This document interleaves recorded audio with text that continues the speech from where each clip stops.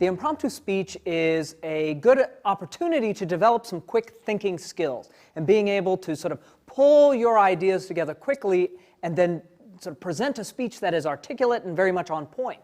And that's what today is about. That's what this particular lecture is about identifying and developing main points for your impromptu speech. And we're working within the realm of this artifact, this artificial situation of the impromptu speech. And you've got topics, I've given you topics to speak on, and that's because I want to sort of remove topic from your mental docket. But this form, this genre, this skill set is so useful in so many different types of professional settings. So if you would imagine like a Q&A session. So let's say you've done a presentation at your work, and then afterwards they've got a question. Well, how does this apply to the project that we're doing over in this other section of the business? Take a moment, think. I can see sort of 3 impacts, and let me talk through each one of those. All right, so that's taking your time and quickly composing some main points, some key ideas. And that's what we're going to be working on. And this is something that you're going to do throughout your speaking career. And that's what that impromptu is about being able to come up with main points quickly in those impromptu type settings. And I've said it in the past, and I'll continue to talk about it more in these lectures, but this is hugely beneficial in job interviews or in informational interviews or in client meetings, just where you're engaging in conversation, but you need to take a moment and really craft what that message is. That's what we're going to be thinking about today. So what I want to talk through is just the basic procedure for coming up with main points for this impromptu speech assignment.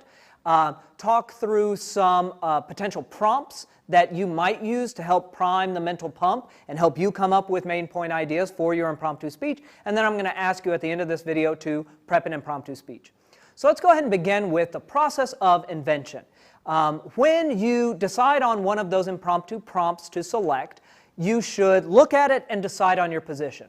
Once again, I don't really care whether you argue for or against any one of those topics. They are written in a way that allows you to run in either direction. But they do, more often than not, ask you to make a decision, argue one side or the other. But so take a look at that and decide on your position. Which way do you want to argue? As you practice these, I would strongly encourage you to develop a speech arguing one side, and then flip, and then run the counter thesis. That's a good skill to have. Dissoi logoi, countervailing arguments, being able to argue both sides of the issue. But then once you've decided on your position, take a moment and then ask yourself, why is your thesis true? Why is it valid? And in doing this, I would like you to mumble to yourself. Not mumbling to yourself because that would be fun to make you look weird in public settings, but mumbling to yourself so that you can get through a whole bunch of topic or main point ideas in a short span of time. One of the issues I run into when people are trying to come up with impromptu speeches is they immediately start writing. Well, the problem is they might get locked into a bad main point.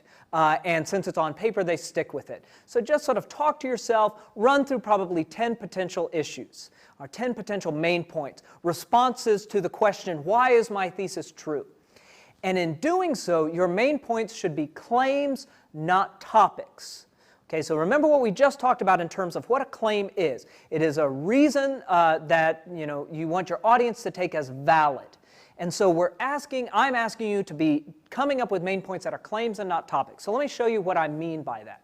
So one of the prompts is public speaking should be a requirement at every level of a K through 12 education. Once again, you decide which way you want to run with that, and then you would ask why that's true.